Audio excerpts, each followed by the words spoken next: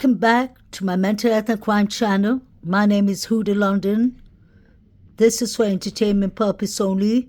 This is the case of the Idaho quadruple murders that took place on the 13th of November, 2022. May the 4 victims rest in peace. May justice be served correctly.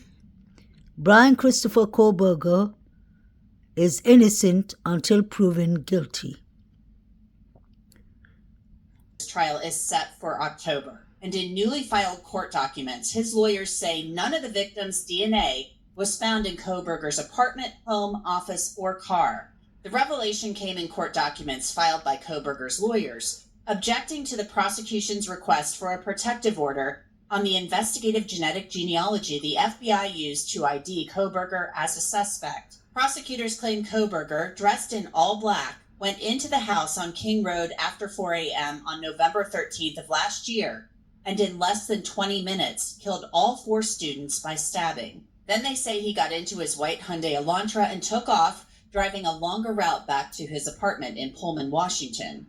The arrest of Kohlberger happened 6 weeks after the murders, so that's plenty of time to clean up. And a source had told me some time ago that Kohlberger's car appeared to be bleached. But getting rid of blood can be incredibly difficult. Blood, of course, contains DNA. Kohlberger's defense team also claims prosecutors are hiding crucial parts of the investigation from them that they want to see, including the genetic genealogy the FBI used to build family trees that led them to the Kohlberger family.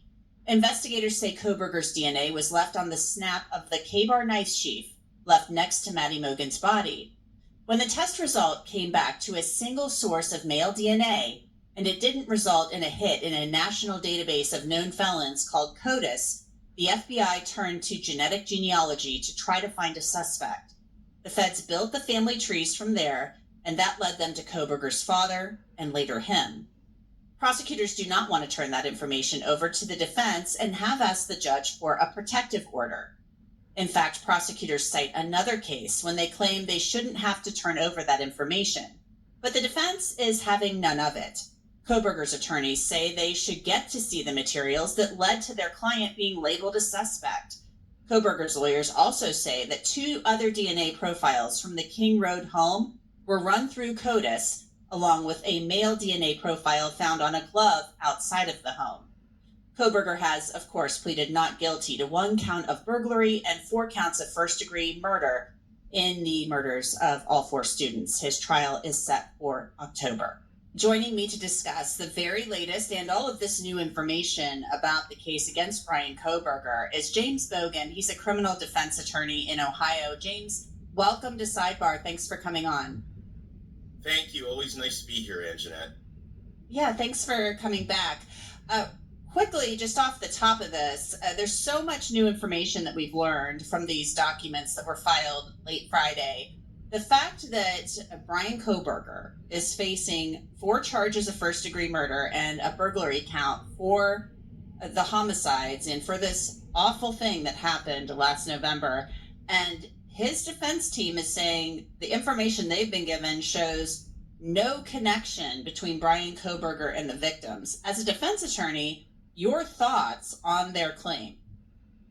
Well, they're going to have to back them up at trial.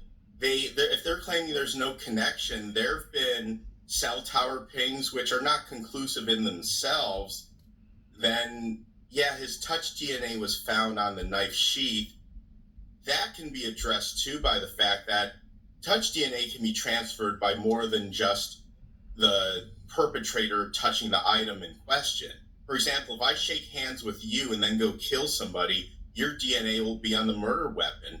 But you also have alleged messages on Instagram in some of the months leading up to this incident from Brian Kohlberger to one of the victims. Now, obviously, that's stuff that if the prosecution's alleging the stuff, they're going to have to back that up. So, yeah, there's a pretty interesting mix of evidence and arguments here. And I want to be clear about this whole thing about the Instagram messages. That was reported by one news outlet, and we haven't been able to verify that. We don't even know if that's true. That was one news outlet that reported that information, citing an anonymous source. There's been a lot of anonymous source information in this case, so we have to be really careful about that. But what I find interesting about it is that, yeah, what I find interesting about it is there's the DNA part of this. The DNA part is them saying that what I find interesting, they're saying there's no DNA of the victims, and this is a crime that would have been incredibly bloody. We have 4 college students stabbed to death in a home. One of them, we know, Xana Kernodle, according to her father, fought back. Xana Kernodle, according to her father, fought back. So there was some type of altercation there with a knife, and yet the defense team is saying in this filing that there wasn't any of the victims' DNA in this case found in Brian Kohberger's home, his office, his apartment, or his vehicle that the state says he was driving that night of the homicide. So would you expect, after a crime that is so bloody, it had to have been, that there would be no evidence of their victim's DNA in this vehicle? That's actually very shocking if you're on the prosecution side of this. Yeah, that certainly helps the defense. Now, if there happens to be some evidence that he did some complete deep cleaning, that's one thing that could possibly mitigate that for the prosecution. But on its face, yeah, it definitely doesn't help the prosecution if there's really is no DNA from the victims in either Mr. Kohberger's car or at his home. And we did, as I mentioned earlier, up at the top of this, we had been given information I had back in January that he may have bleached this car. That hasn't come up in any court filings yet, but that is something I was told from somebody I consider reliable. Another thing that I find interesting about all of this is the fact that the defense, they've received 51 terabytes of information from the prosecution. That includes video evidence, reports. They obviously have some DNA evidence, some DNA testing results back from the crime lab. They've been given that information, but they're saying the state is still trying to hide its case from them. And they're talking about the genetic genealogy that was used to identify a suspect in this case from that touch DNA that was found on the knife sheath laying next to Maddie Mogen's body.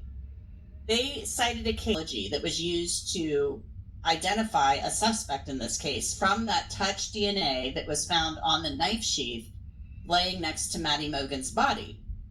They cited a case, the Green case, where they said, oh, look at this other case. In that case, the prosecution wasn't required to turn over the genetic genealogy information to the defense, so we shouldn't have to do it either.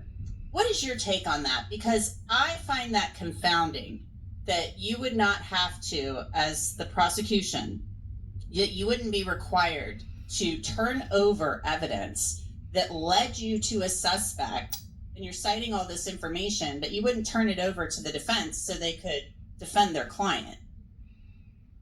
I think that's the fox guarding the hen house, expecting the judge to trust him. When the fox guarding the hen house says, trust me, you don't have to check on the hens, that definitely is what I'm thinking we have here by the state. Now, the defense cites a case of their own where they use the methodology from a facial recognition software, where another court found that had to be disclosed, and saying it shouldn't be disclosed to the defense to protect all those innocent people in the database and so on. That is completely going over the top. If they really feel the need to have those people protected, it can easily be done with a protective order where only counsel is allowed to view it. I was wondering too, why wouldn't you just say only counsel can view this information, but we're going to turn it over? Why do you think that the prosecution is so loath to turn this over, James? Because I would think that this would be pretty discoverable. This would be kind of like Exhibit A of discovery that should be turned over. This is how you found our guy. This is how you determined or figured out or tried to find out that my client was the suspect. So why would they not want that information turned over? I understand they're saying, oh, we want to protect the identity of all these other relatives, but doesn't that seem like something that should be turned over? It does. And again, that's where I use my fox guarding the henhouse analogy. They're basically saying, trust the fox who's guarding the henhouse to say he's not going after the hens without checking on the hens yourself. And even just real basic, remember when we did math class when we were going up in school, it was always show your work. You don't just give an answer. And that's another analogy I'll use here. How did they get to that conclusion? The state definitely needs to turn that over so the defense can adequately investigate that. Given that this is a death penalty case, if the judge doesn't let the defense look at that stuff, he's asking for reversal on appeal. There were two other interesting items included in the defense's kind of response to the state's motion for a protective order, in which they said there were two other male DNA profiles that the prosecution, the police, had run through CODIS, the DNA index system that tracks known felons. So it was two other male profiles found in the home, then a third male DNA profile found on a glove outside the home. What is that in the police had run through CODIS, the DNA index system that tracks known felons? So it was two other male profiles found in the home, then a third male DNA profile found on a glove outside the home. What is that telling you? If they ran these through CODIS, would those profiles be profiles they just couldn't identify from other people that had been in the house? Or are these DNA profiles that are on items of evidence that could be noteworthy?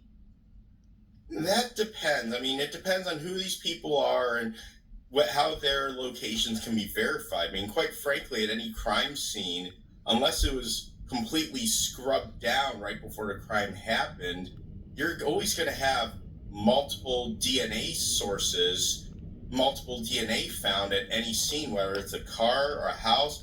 And apparently this may have been a party house too, with a lot of people going in and out. So really the fact that there's multiple DNA here, that's not really surprising to me, because that's really the reality of it. It's not like CSI where, they found one hair by the suspect and there's nothing else at the scene. No, it's always a mixed bag at every scene. And this house was a party house. I mean, we've seen the body camera footage. I mean, this is a house where kids were in and out all of the time.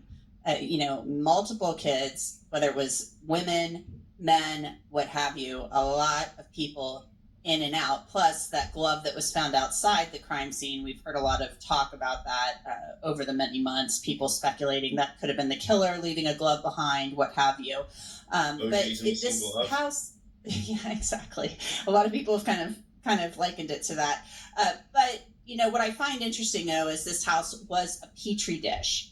It's literally a petri dish of DNA, and you find 3 profiles, 1 outside the house, 2 inside, that you decide to run through CODIS. So to me, I'm thinking those had to be profiles that they couldn't eliminate as belonging to other people who had been in the house, and that they were thinking might be leading them to a suspect. Am I wrong?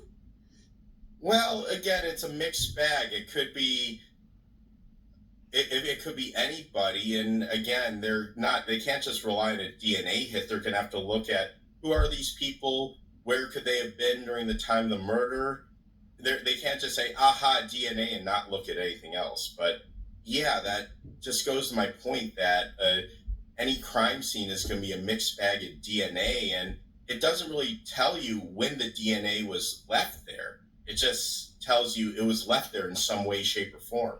Another thing that the defense is arguing about, and we should mention Brian Kohberger will be back in court on Tuesday afternoon out there in Moscow, Idaho. His defense team is saying, look, they filed 3 or 4 motions to compel now. They want the judge to say to the prosecution, turn over what we're asking for. They're not giving us what we want. Also, they want all of these grand jury materials. The defense wants to kind of analyze the grand jury in this case and see how the grand jurors were selected and whether or not the process was flawed. They want to get the indictment tossed out. And they're asking to stay the proceedings because of this. Bryan Kohberger has basically demanded a speedy trial, which is his right under the U.S. Constitution. But they're saying we have to stay the proceedings because we can't reach an agreement over which grand jury materials we should be given. So what are your thoughts on that? The defense is not entitled to grand jury materials as a regular part of discovery.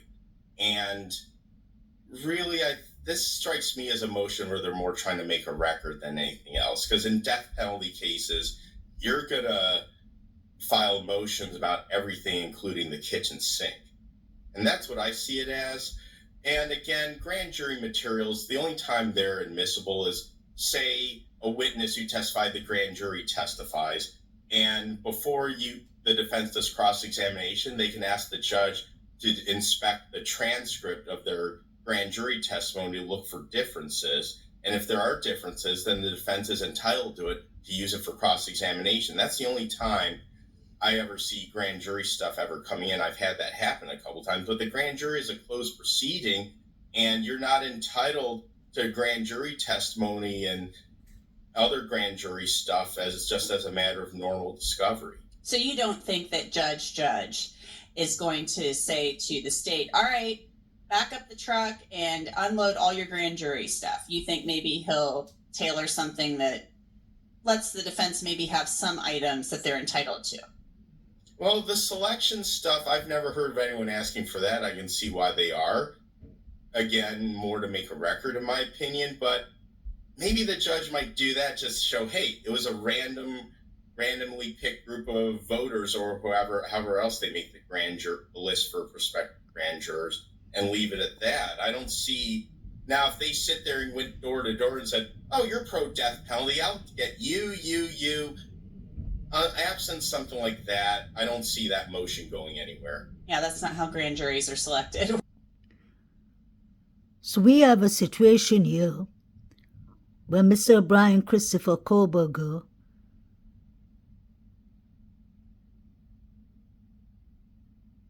has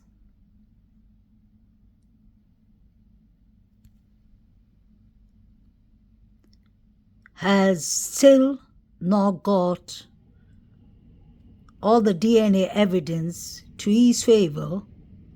I mean, basically, his defense attorney hasn't got the DNA evidence, genealogical evidence, and other important things so that she can defend her client correctly.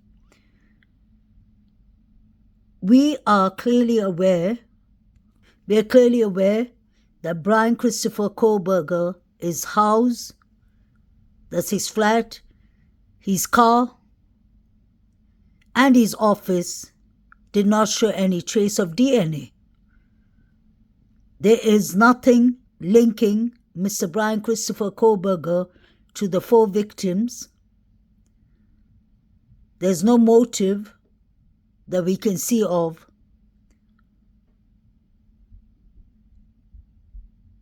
So why aren't the prosecution turning over the evidence instead of putting everything in a gag order?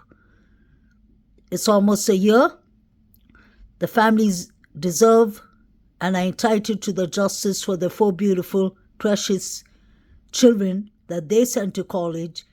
Bryan Christopher Kohberger is entitled to a correctful justice. He's innocent until proven guilty. None of the DNA that has been collected and the 3 unidentified DNA has been submitted over to Ann Taylor, the defense attorney. She keeps on pleading for it. So the question is, when are the prosecution going to turn it over? Maybe Ann Taylor needs to get a Brady versus Maryland order that came in 1963 because she is entitled to all the evidence. This isn't right. We have a Brady Giggler order in this case because there is one of the detectives or police officers in this case who has been under investigation by the internal affair team. There's so many people that are so many people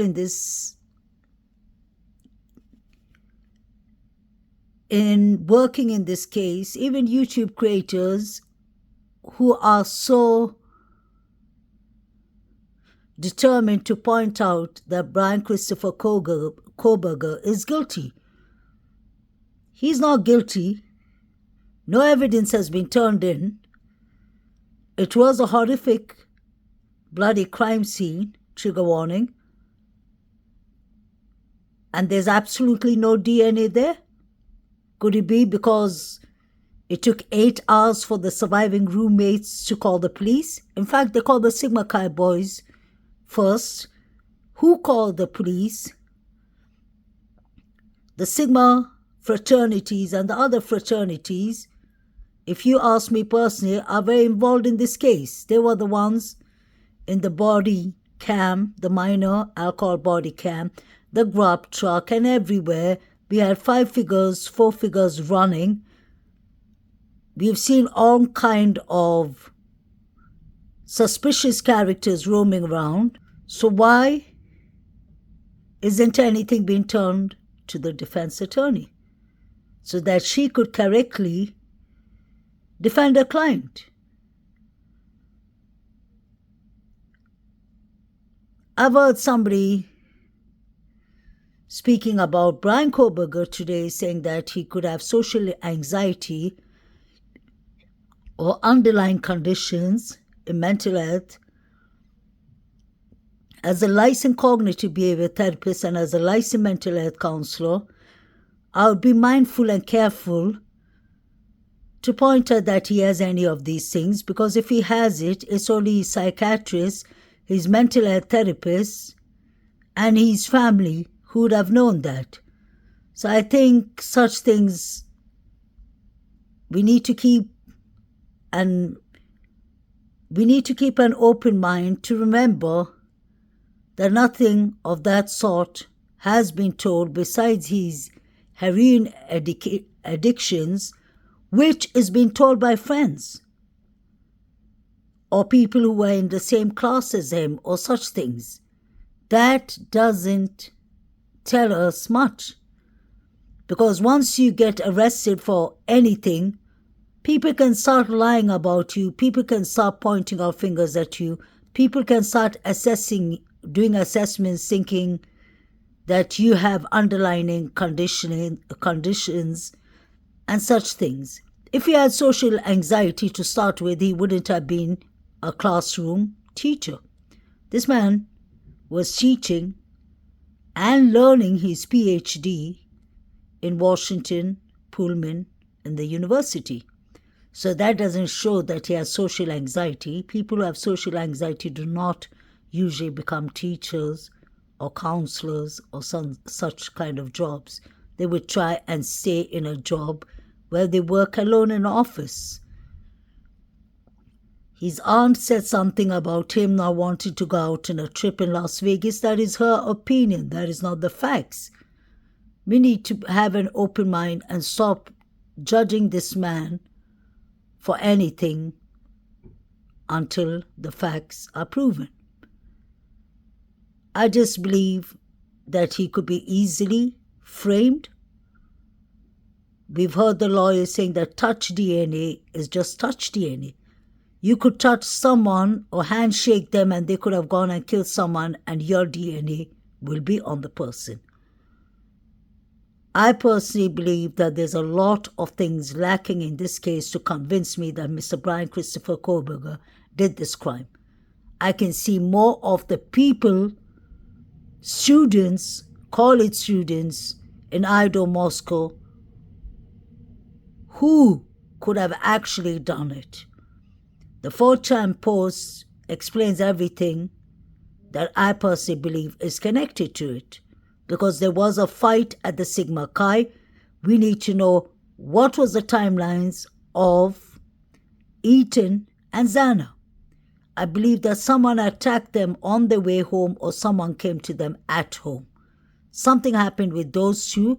So I don't understand why people are so focused to say that Maddie was the target or Kaylee was the target. They could have been the targets, but I believe that all four of them were targets by different people. I believe whoever targeted Maddie and Kaylee were the same people who targeted Xana and Eaton. Even the way we were told, the injuries were not the same, and Eaton died with a sharp force wound. So something sharp was used on him. It could have been an axe, trigger warning, it could have been anything. I want to know why Eaton is golf set is still with the police. Is that part of the investigation? Why his two cars, his Jeep and his other car, are still frozen by the courts. I believe something happened there. Just because Brian Koberger's car pinged around the areas, he could have been visiting a friend, he could have been just a peeper without getting off his car and doing anything. I believe these crimes, horrific crimes, happened between 3 to 4. It happened before 4 a.m. I trust Eaton's mother when she said 2 a.m. is the hardest time for us. Something happened after 2 a.m., between 2 a.m. to 3 a.m., I believe. You could see all the people in the truck, in the grub truck, taking out their phones and such things, watching their phones, even in the body cam. I want to know why the black truck that passed by near the body cam in Banfield, that possibly belonged to Dylan, DM, her boyfriend, or her stepmother. Why was it driving around that area? Where was BF when these crimes happened? I personally believe the 8 hours has a lot to say in this case. What was done in the 8 hours? Was it the 8 hours that the cleanup was done? Was this a stage crime? Stage murders, allegedly. Please like, share, and subscribe.